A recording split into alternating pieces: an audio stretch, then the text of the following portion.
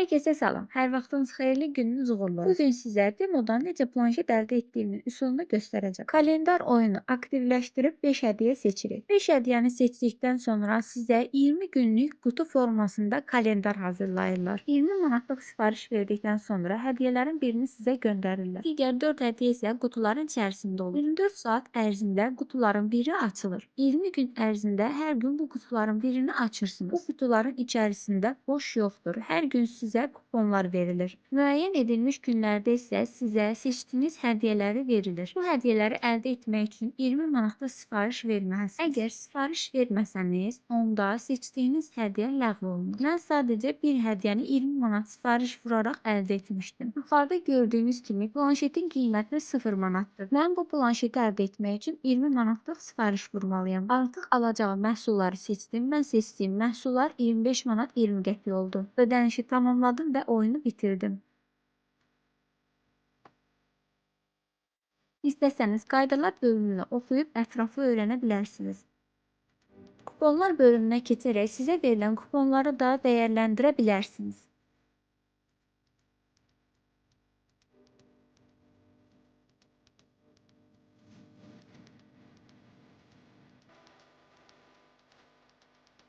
İsə sifarişlər bölməsinə daxil olaraq sifarişinizə baxaq. 24 manat 79 qəpik sizi çaşdırmasın. Sadəcə mənim kartımdan 24 manat çıxıldı. Çünki Temu balansımda pul var idi. Temu balansımdan çıxan pulu göstərmir. Burada isə seçdiyimiz məhsulların öz dəyərlərini görürük. Məsələn, mən qazandığım planşetin dəyəri 68 manat 5 qəpikdir. Karqonu hızlandırını seçib sifarişimizi yekunlaşdırırıq.